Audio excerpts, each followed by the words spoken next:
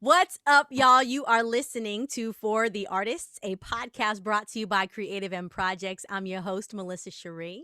And I'm your co-host, Eric Seats.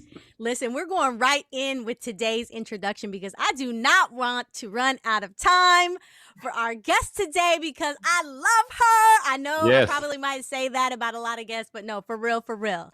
NECIA Gates is our feature today. Let me tell you about NECIA. I'm like, should I start off with how I first met NECIA, or let's go for the real, legit? Let's go for the real legit first. Let's go for the legit. Let's give the first. props. So, Grammy nominated, okay? She was in a Grammy nominated group for real. She is featured in the song in the Waiting to Exhale soundtrack and Two Can Play That Game. She toured with Stevie Wonder, hello y'all, as his natural wonder girls, because she truly is a natural wonder. Let me tell you, you gonna know, you gonna figure it out real quick. She is a featured artist on Sting's album 10 Summoner's Tales. She is one of the voices behind the singers in Carole King's movie, Grace of My Heart and Shake, Rattle, and Roll. Y'all, she's a queen for real, but she's also the queen of kale chips. Now, what y'all know about that kale? We'll get into her current projects, but NECIA Gates she's a singer. She's a creative. She's the founder of an organization, which we're going to talk about, Effing Human. Y'all, give it up for NECIA. And she's our friend. Yes. Don't forget that is the most important thing. You right, Seats? You right? Yeah. When I first met NECIA, I was in the 10th grade. What about you? Were too, weren't you, Seats? I was in the 10th grade as well. Yep. Yeah, y'all a little bit younger than I am. I was, I was in the 11th grade, but we was trying to keep up, okay, with the older, more mature crowd. Right. Oh my gosh! But you see, Melissa was trying. She said she was going to keep it legit. She said, "Should I really go there and give the introduction and go back to the day where the friendship really began?" You guys, I'm so happy to be here. This is. First of all, what you guys are doing is amazing. I am we're brought together in and out of life for reasons. And I believe that we're realigned this time, just, for this right here, because we're doing something very similar. So I'm very happy to have connected and reconnected with you guys. Yes, you know what is so interesting about that is, going back to when we met in the 10th grade and you and I were in the unique group trying to dance and sing our way into the public eye and make waves and put ourselves on the map. And now look at us. Okay, right. Fast forward 20 something years later. Yeah. And for us to be in similar lanes, right? In terms of our heart to help young people and other people find their way and find their direction. I mean, who knew? Because we never talked about any of this stuff back then. No, because energy doesn't lie. You don't have to talk about it. When you are about it and that's what you're exuding, then that's what y'all already know. You are connected to those that are feeling and doing the same things that you are. And so, that's why we're here. and that's why we're here. And it, to go back to being, this is not my show. I'm gonna let y'all ask the question. No, but you can go back because we're gonna ask you to go back. Take us to the beginning of when you started singing. First of all, take us there. I was gonna say to go back to being in high school, because we went I've never been able to say that right. Laksa. We went to Laksa together as as performing artists. Eric, you drummer, Melissa and I in vocalist.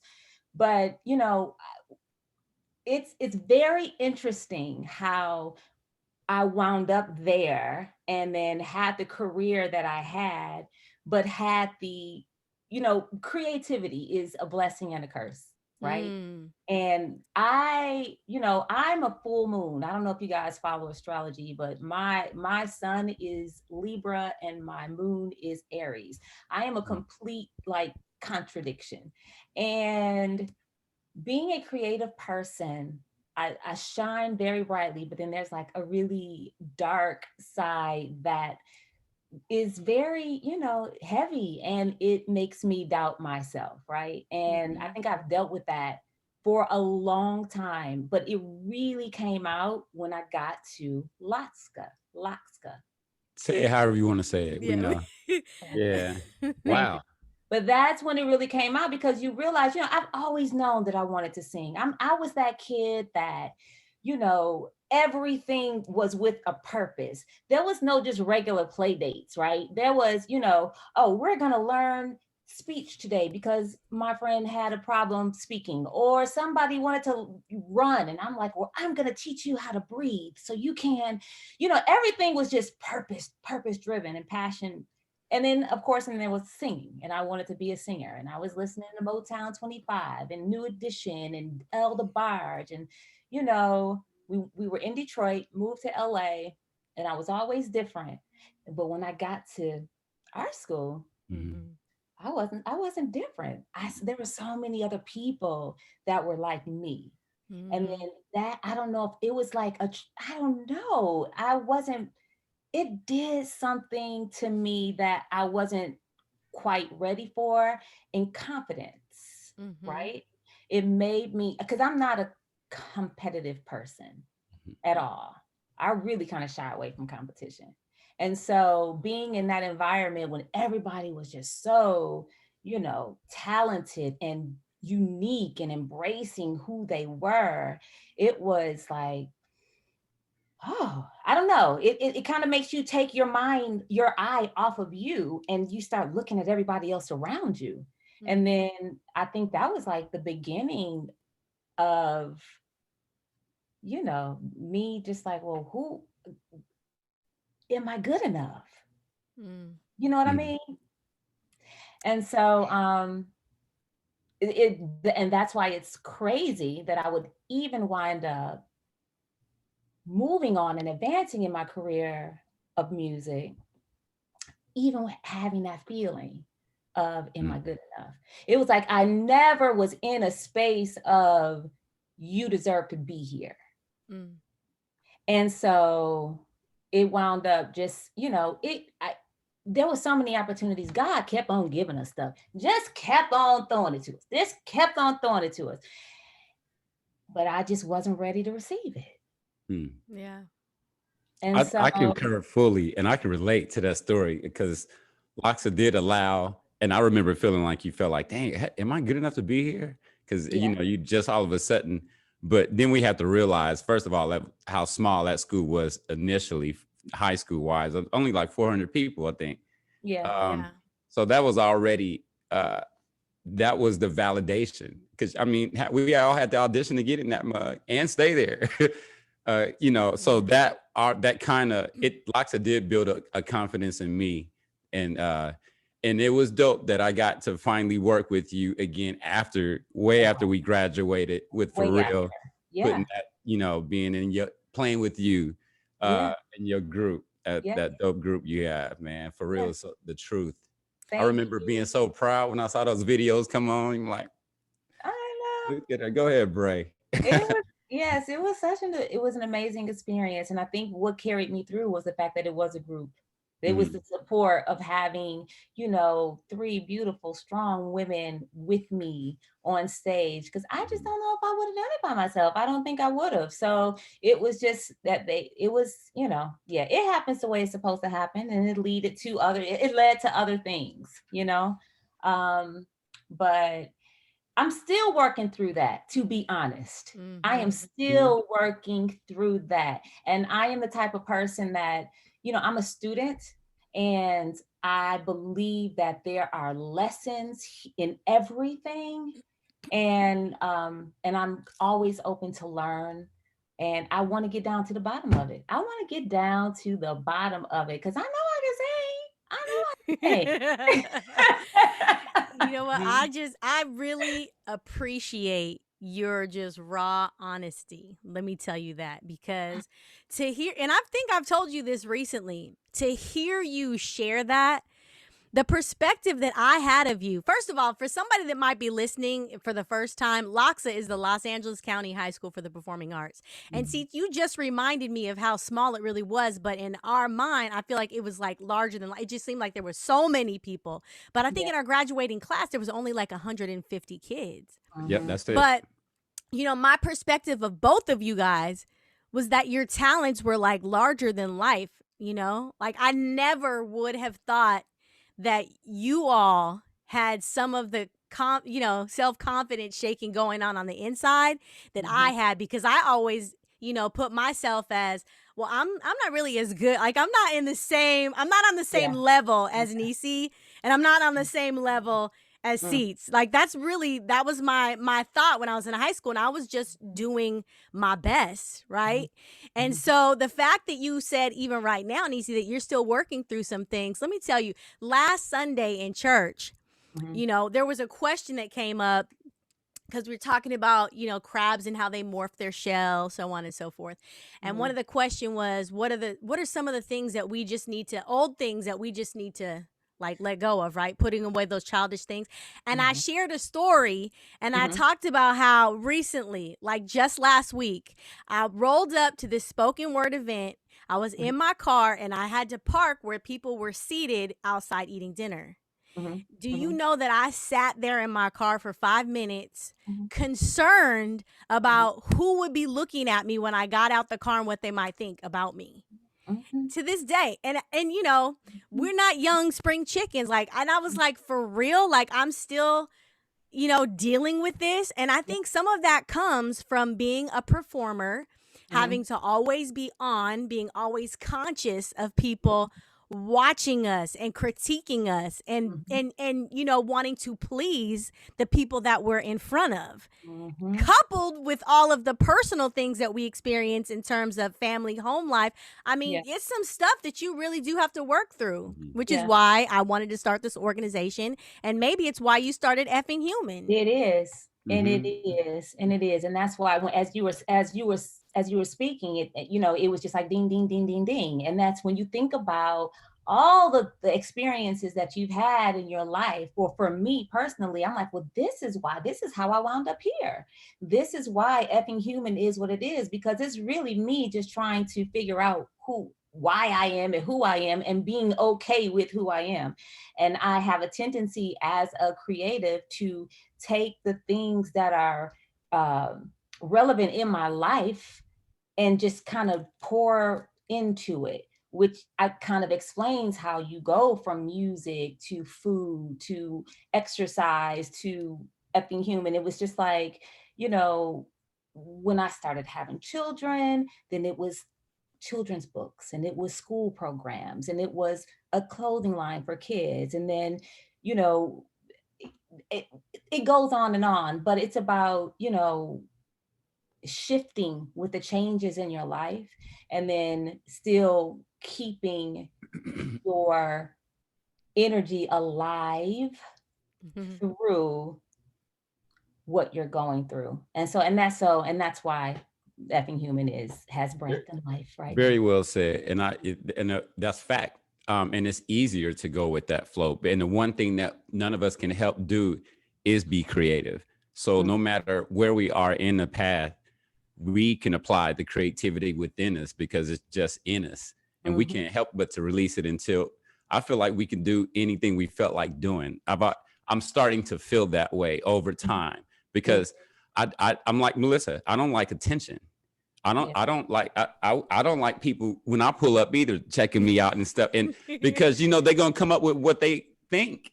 And it's really hard not to care, because I know how I am, and I don't judge. I'm not going to look at people and be like, yeah, so you don't want it back. And I think we're all just sensitive in that creative space, but that's a healthy thing. That's a good thing to, it's a good thing to be concerned. And I hear you though, Bray. Hey, I'm sorry for calling you Bray, because you got a different last name. Oh my God, you call me Bray because I'm Bray right now. All right, because right on.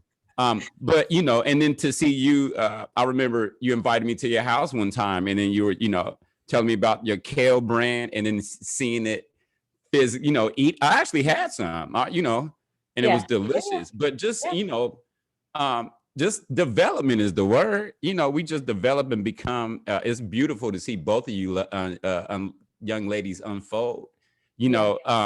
But be just the same person you are, no matter where you are in the path. So it's just, that's what has us connected right now. Yeah, like we don't. I don't have anything bad to say about neither one of you. You know what I mean? I'm so proud of both of you. So and I know it's going to continue because that's just the energy that we put out into the universe. I expect it back. Mm. And as you're talking right now, it makes me think about when Melissa, I don't know if you know the story about when For Real did the last show that we did. And I was dead set on getting, it was Tamia. There was a recording of Tamia singing, I can't think of the song, but it was amazing. I was like, this is it. This is how we should do it. You know, this is how it needs to sound. This is it. This is it. And so when I talked to Eric about it, do you know that he was the one that had done that series or whatever it was that I sent him? He was like, yeah, that was me. That Wow. was, I said, well, there you go. There you go. That's just, you know, that is just real energy showing out. Okay. That is good. Yeah.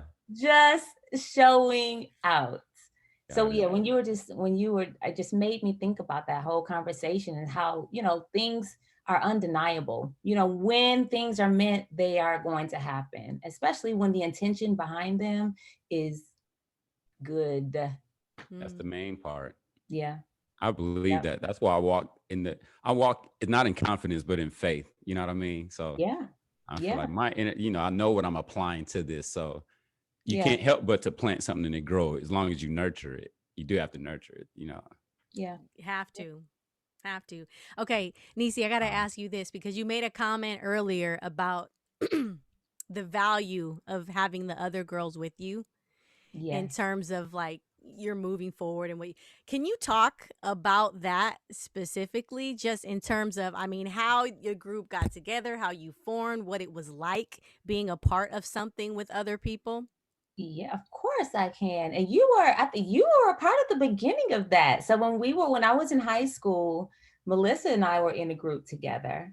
There were some moving pieces, but we had an audition, and there was, on the side note, the audition that we had, there was a manager there that was a manager for Real. And he said, I need that girl. We lost a member.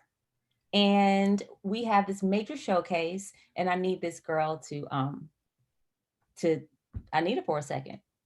It was a borrow.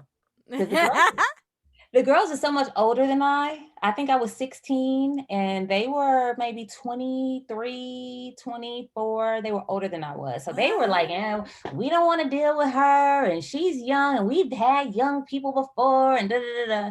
Mm-hmm. But anyway, so that's what happened. So I wound up staying, and I think I probably think you were mad at me for it for a little bit. I probably was. I blacked it out, but I probably was.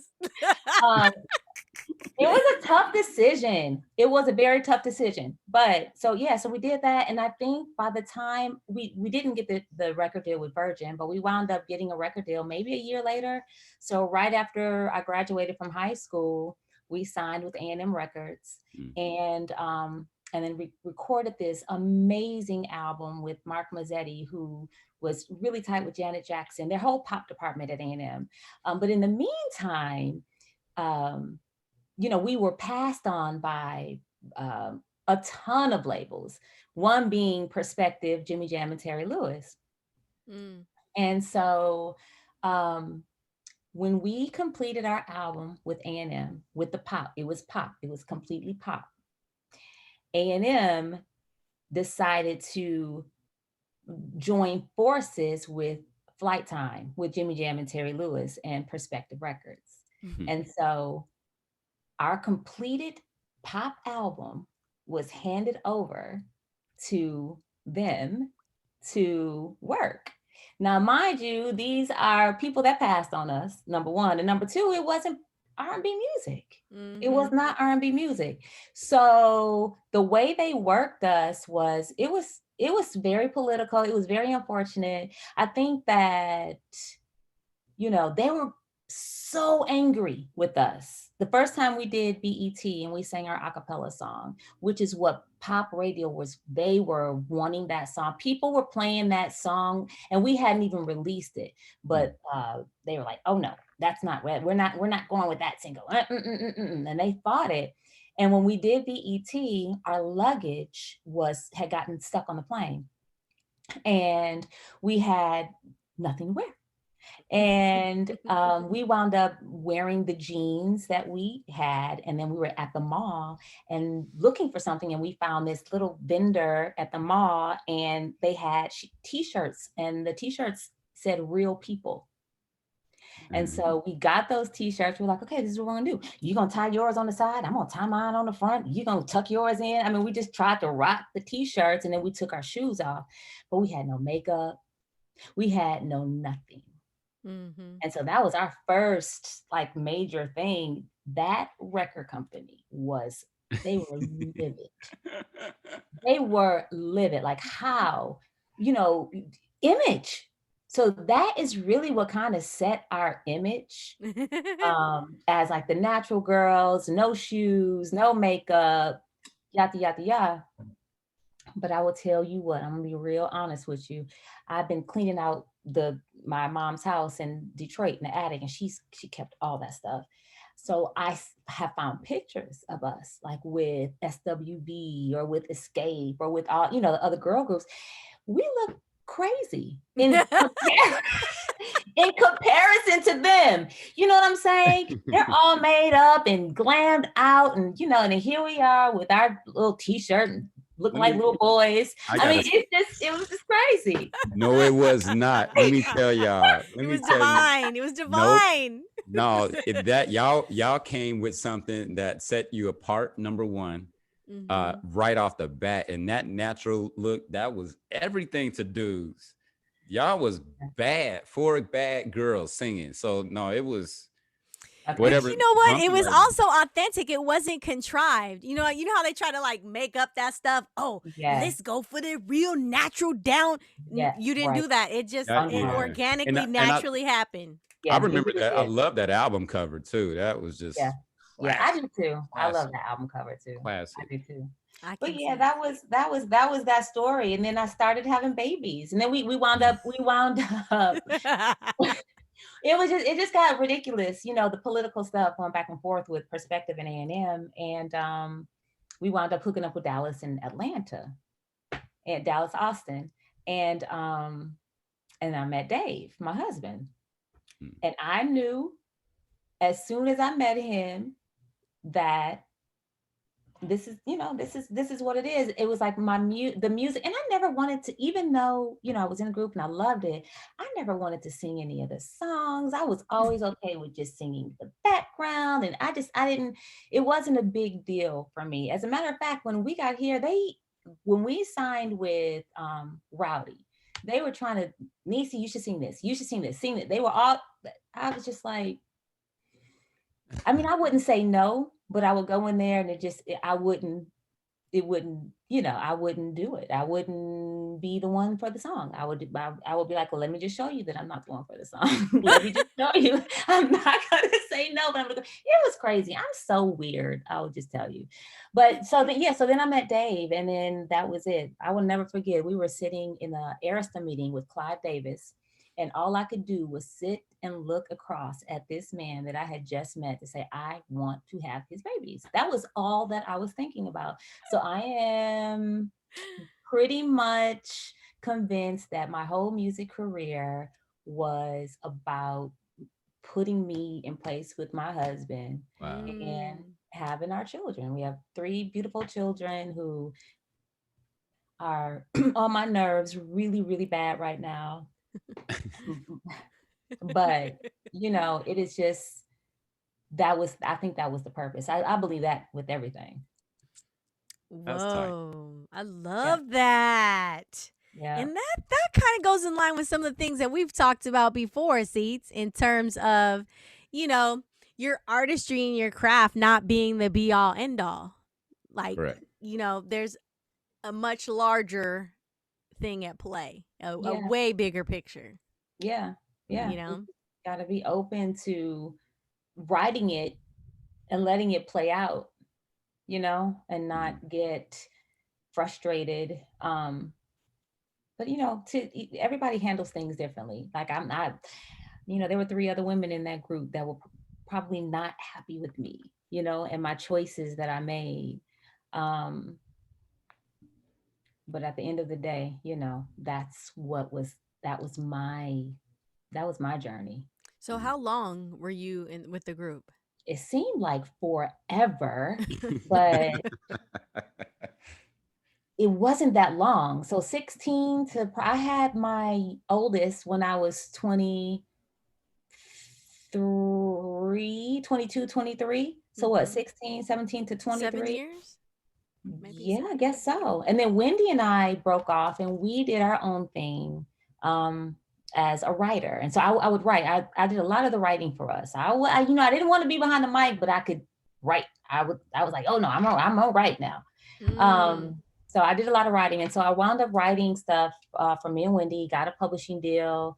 And this is again where that self-confidence just kind of shows up in a weird way where, as a creative, you know exactly what you want and you are strong-willed about getting what you want. But then when it's placed in front of you, that dark side just makes up these excuses. It's just like a sabotage, we said I was very inspired by Alanis Morissette, very inspired, and I wrote some amazing songs, and we wound up in the office with Glenn Ballard. He loved what we were doing, but guess what? I was pregnant. I was pregnant with Zoran. It was like I was hiding behind my family. I was doing what I was doing, but then I wouldn't stop having babies. It just didn't make sense. I don't, and when I look back at it, I just think that it has to be fear. And it has to be fear of what I don't know. And again, I am really not finished with getting to the bottom of it. I've never, in all the years that I've known you, would have ever thought you were fearful about anything. I never saw that on you. Me either. I'm glad you. I never saw it. So whatever it was, you showed up when it was time to show up. I guess because I wouldn't have scented that on you at all. I love that, and that's the crazy part about it. It's like there's no reason. There's no reason to be, and it's just something that you make up in your head. It's a sickness. It's within. It's a sickness. It's a sickness. But we are right because I'm fucking human, and that is just how it is. And it's a part of my journey. It's a part of my journey to greatness. To greatness. Well, you are already great, so you just on your way to the more greatness, but you already there. Yes, I got a question though, because from what you've shared, it sounds like, and correct me if I'm wrong, but it sounds like on your journey, you were never really in a place where you were trying to force anything or like trying to make anything happen. Sometimes, a lot of times, actually, artists are just like, I got to make this happen. I got to make this happen. This is what I want. This is what I'm after. This is my goal. But it sounds like that wasn't for you at all, but things just kind of fell into place. Yeah, that is exactly how it has happened. And, a friend of mine told me, she was like, NECIA, things happen to you when you don't even try to make it happen.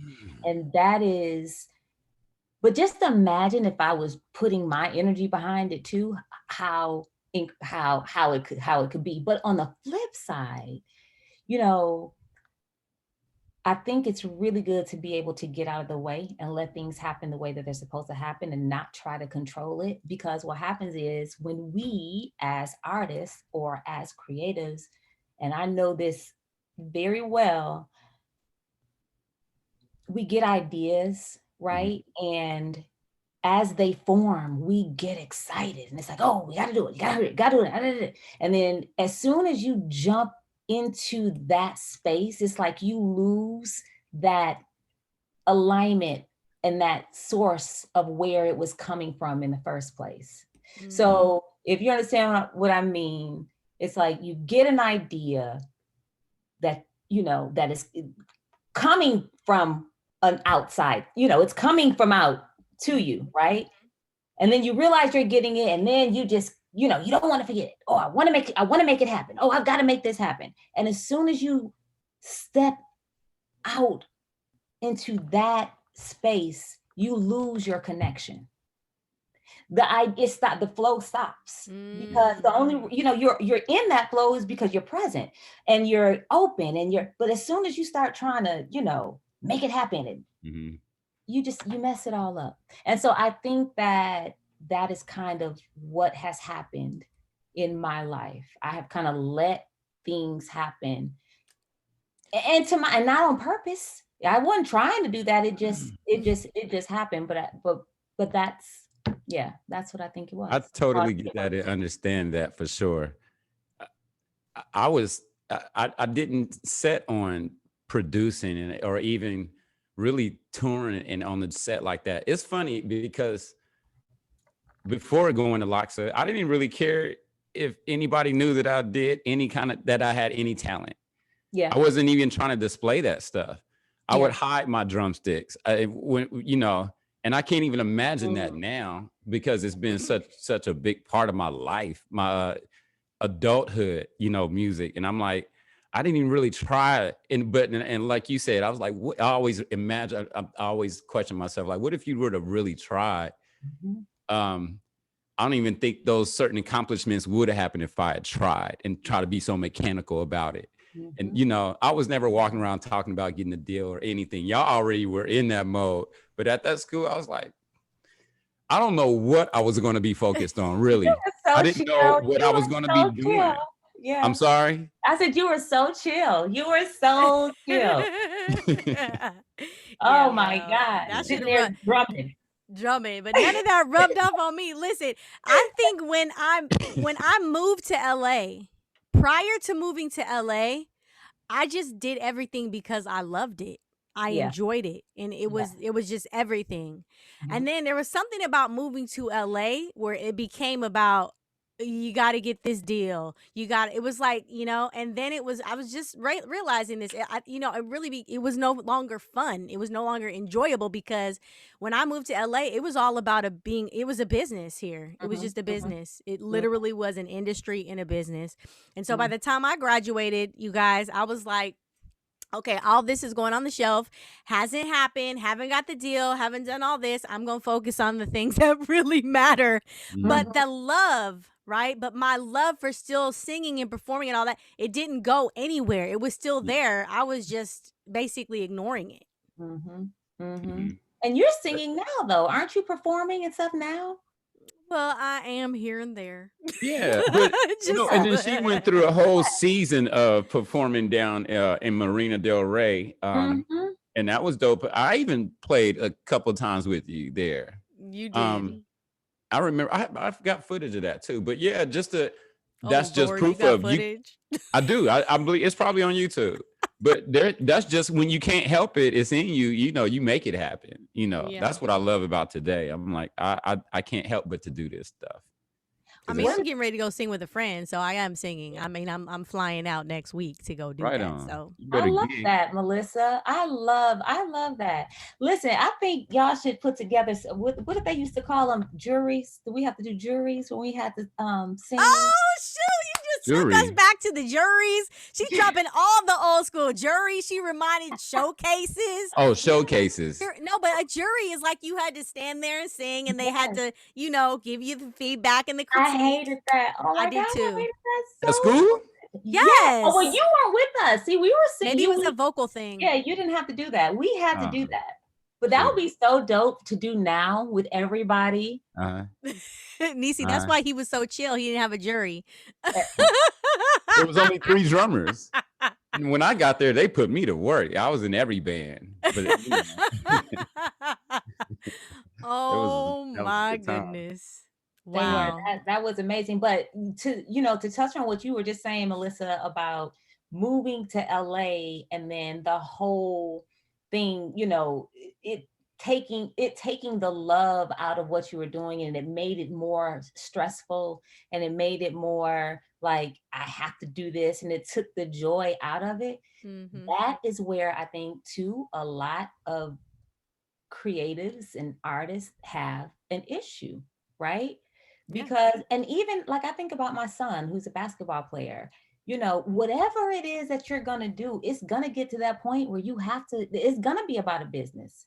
At some point it has to be about a business. And so when it gets to that point, you know, and that's, we had to have this conversation before, are you able to apply yourself in that business mind to continue, or do you just get frustrated and, you know, and not do it anymore? But I think that's a part of it. I think that's a part of it, you know, even though you're not liking it and it's stressful and you feel beat down and you feel rejected and you feel like, you know, it's just not going to happen. But if it's something that you really want to do, I mean, you have to be able to get, oh, that's that, what is it, the crossroads, or, you know, that's every single situation has that when you get to that point. So you can either keep going or you can stop. Right. Choice. No matter what it is. Were you about to say something, Cease, or you just No, I'm just agreeing. I'm just agreeing. I'm not going to repeat what she just said. I'm applauding that. Oh my goodness. All right. Well, you know what? Why don't we talk about some of your current projects that you got going on with Effing Human? What's your view? I know. Let's. What's your view? Is that the slogan or is that two different things? Okay, so it's so confusing, but I'm going to tell you.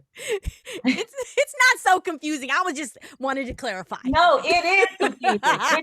It is. I've been going through this for probably 3 or 4 years. And so that's why I've just kind of stuck with Effing Human, because Effing Human is completely, you know, it's simple. But What's Your View is really the parent company, right?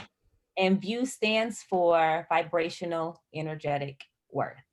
And it is basically about raising your energy, identifying the things that you can do that raises your energy and keeping it there, and making you aware and conscious of how you feel at all times, and then being able to lock in, and then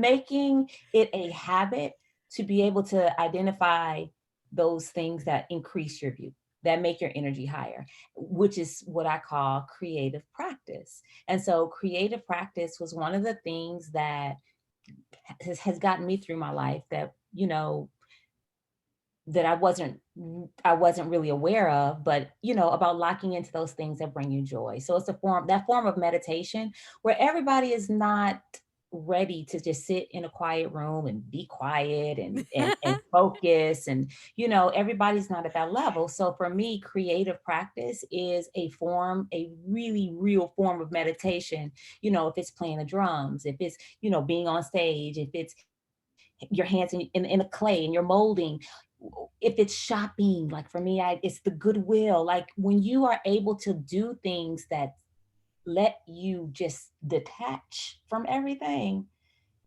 I call that creative practice. And so with What's Your View, it's about being able to know what your creative practices are.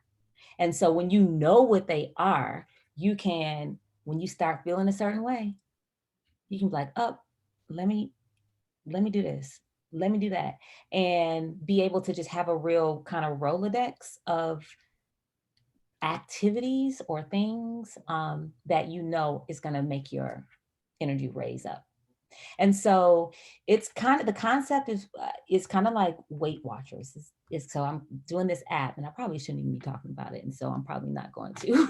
Yeah, don't say, because it's going to be shared. So you know, I know. But see, I'm feeling like I'm talking to friends, and we're just talking, and I'll just talk. But yeah, so that's coming soon, y'all. It's coming soon. You can tell us about it later. It's coming soon. And so Fucking Human was born out of, you know, of What's Your View, and that it's okay for us to feel these ways, you know, and when our energy is low, it's okay. But what's most important is that we are able to identify, first of all, that we're feeling low. Let's confront it. Let's address it. Mm-hmm. Let's try to figure out what it is or where it's coming from, and then let's figure out what we can do to make ourselves feel better when that happens. And so that's what Fucking Human is about. That's That's how Fucking awesome. Human came out. Yeah. It is Yeah. so this is something that people can tune into. So it is a couple of things. So with Fucking Human, it is, of course, there's the merchandise. But with the merchandise now, I've partnered with different therapists. So like psychotherapy, hypnotherapists, energy workers, vision board healers, all different forms of healing, so that when you do purchase a shirt, you get a free session of therapy. And the whole point is to, again, first of all, normalize the idea of therapy, and, and just help Mm. people, maybe push them in a direction if they need it, and get them hooked up with a new form of therapy that could be helpful for them. So there's that piece, and then there's the community piece, which is the effing human race, which I am so excited about. And the effing human race is, it's about purpose and passion and competition. Hmm. So we're actually doing our first one August 3rd. I think it's August 1st. And so it's a race to see, there's a company, there's an organization called Free Fridge 99 in Atlanta, and they have these refrigerators all over in different communities. And so the race is to see who can fill up the refrigerators the fastest. And then there's like a, what do you call it? When you have clues, scavenger hunt. So it's like a scavenger hunt. You have to follow the clues, and it's a fun thing that you can do with your friends or by yourself. But the objective is, again, to do something good, Mm-hmm. and to give back to the community, and it'll benefit, the community. And then with the big one is in the fall, where it's the garden race. And so we will focus on food deserts, and the homes that are in food deserts. We will get together and see how many vertical gardens, we can put in the backyards of people that live in food deserts that don't have access to produce and stuff like that. So the effing human race is just about purpose, passion, doing the things you love. So the idea would be, okay, gardening is that's my creative practice. I love gardening. That makes me feel good. But now I can take that creative practice and give it to a person that lives in a food desert that doesn't have any food, and, and make their lives more heartier and whole. That's a blessing. That is a blessing to even think Amazing. that way, to give like that. That's why you'll always be taken care of. Yes, thank you. That is a blessing. Yeah. I'm Thank just you. loving it. I'm just loving it. I'm taking it all in. And Yeah. this is just so mind blowing to me. It's just so mind blowing to me that after all this time, we're in this space where we're gonna have such deep impact that interconnects. You know what I mean? Like in terms of like similar work. Mm-hmm. Mm-hmm. Um, and it's just beautiful because it's so needed, if you look Mm-hmm. at just the state of our world Yeah. today. Yeah. It is. um we Facts. need so much more, I you think know people are so, and there's no judgment. And for me, it's never been about money for me. hmm It's never, and that could be a good thing. It could be a bad thing. But I think people are so about getting their money, Mm-hmm. getting their money, Mm-hmm. getting their money. And I know it's just, I know it's important. We got to have money to live. But I just think that it's time for more of us to think a little bit outside of, you know, of just getting the money. Mm-hmm. We just left Detroit, and the community, and I'm sure there's other places across the country that are like that, right? And there's just lots. You would think that you were like on a field in the country somewhere in the middle of Detroit, and they're just level. It's just grass. There's no houses on streets that used to be filled with so much life. You think about when your grandmother, like, 40, 50 years ago, imagine those streets are completely dead. And so people are coming in and, they want to buy a house or two houses or, and rent it out or, and for me, it's like, well, it needs community. So I think, and I don't want to say the wrong thing to offend anybody, you know what I'm saying? But this is really my truth, is that when you are thinking about, oh, let me buy a house here, let me buy a house there, let me buy a lot here, let me buy a lot there, and then I'll rent it out, you're not helping the city. You're not really helping the city, as opposed to, let's develop a community. Let's get all these lots. Let's build homes, and let's make sure that these developments don't come without a community center.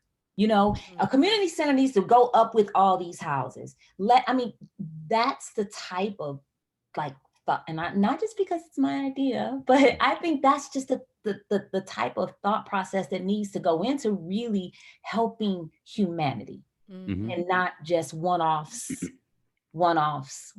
We have to think big. And I know it seems unrealistic, but I think that it's necessary. I think we're supposed to think unrealistically, because I think when I think global, whenever I come up with an idea about anything, it's really it's way beyond my own personal needs. And the best thing that we are doing hands-on, and right now, and at least we're blessed to be able to say we're hands-on, being that what we want to see. You know what I mean? You're doing these things and not just talking about it, we're being about it. By, contributing time and putting things like those events together that are so unselfish. And that's, I guess, the best thing that we can do is just be that talk. You know what I mean? So we're rewarded for these things. You know what I mean? And that's why I love that we don't do things for money. Money just happens to follow. Because it really, and especially when you put together a big team, not necessarily always a big team, but I'm a team player. I like to put together like-minded individuals, and we're all different in our own right. But to get things done, you need people, community. You're big on community, so that's what it is. I'm an advocate of community. Everything I do is just, I want a few people there. You know what I mean? Yeah. And it's necessary. And that's how the energy feeds. That's how it feeds. The more people you have, that's how it grows. Correct. And it's bouncing off of you. Okay, I got it. Oh, okay. That's how it builds, It's not going to go nowhere just bouncing off of me. Right. In the wall. Girl. Gonna bounce right back. Right back. I'm like, yeah. Oh my goodness. Wow. You know what? I don't even know where to wrap this up, because we could just continue to talk and talk and talk. But y'all, it has actually been like 60 minutes for real. No, it hasn't. Yes, well, we've been on here together for 60 minutes. I mean, minus a couple minutes before we press record. Wow. That's called a good time. Time flies when you're having fun. That's called a good time. Oh, but we're going to have you back again, because we're going to collaborate. We got theme music and everything. Come on. Listen, that's what a theme song. Melissa, I got to send we need a jingle. We just talked about that. I'll tell you, I'm on it. I'm on it. Trust. We're developing. We're developing. Yes. Developing. Y'all know what? I appreciate this opportunity. And first of all, I just appreciate the time. I appreciate you guys as who you are, but I appreciate the opportunity, because this is really the first time that I have sat down to talk about effing human. What? This is the first time, because I am very premiered here. The first of many, girl, because you're going to be talking about that. Yeah. I'm looking forward to it. And I'm glad that I was able to do this with you, and you guys made me feel so comfortable and at home, just because that's who we are. So I love y'all so much. And I'm so proud of you. And I'm very happy that you're able to connect and do things together. And that's it. I'm looking forward to just doing more and spending more time. Yes, yes. Well, Yeah. I love you. And Love you too, I'm girl. looking forward to us continuing to bounce our energy off of each other Yes. to create more community. It's going to be a beautiful thing, right, Seats? That's correct. Accurate. Yes, yes, yes. Y'all And keep doing it. don't be surprised if I hit you up and I'm like, all right, we need you back on for another, Oh, you know, episode or whatever. I'm You're here. down. I love it. I just love it. I love y'all, and I love to talk, and I love being able to talk about what the hell I'm doing and how we can do things we're doing together. How about That's that? right. How Love about it. it? How about it? Mm-hmm. All right, y'all. Well, listen, you guys have been listening to For the Artist, a podcast brought to you by Creative M Projects, and you have been on with, I almost started at the top. Look at that. The energy is Right. getting me to go already again from the beginning. But listen, you guys have been listening to our feature, the one and only NECIA Gates. Seats, Yes. what you got on it? I got a lot of love on it. You threw me off with the end of it, but hey, I'm your co-host Eric Seats, and hey, y'all, Creative M Projects is a tax-exempt organization, 501c3 tax-exempt organization. So if you would like to donate to this beautiful cause, you could do so on the website creativemprojects.org. Be a blessing. Yes, that's Right? right. Wait, I have to say my website. Can I say my Yes, website? say your website. Do Yes, your yes, shout yes. outs. www.effinghuman.com. EFFINGHUMAN. Effinghuman.com. So, or you can put fuckinghuman.com. Either way, it's there. And Effing Human on all social media platforms. So yes, please come follow, check me out, and engage. Yes, engage, participate. Yes. Put your energy on it. Okay, how about Right. that? And until next week, y'all, keep creating from the inside out. Inside out. Woo. Yes. Bye.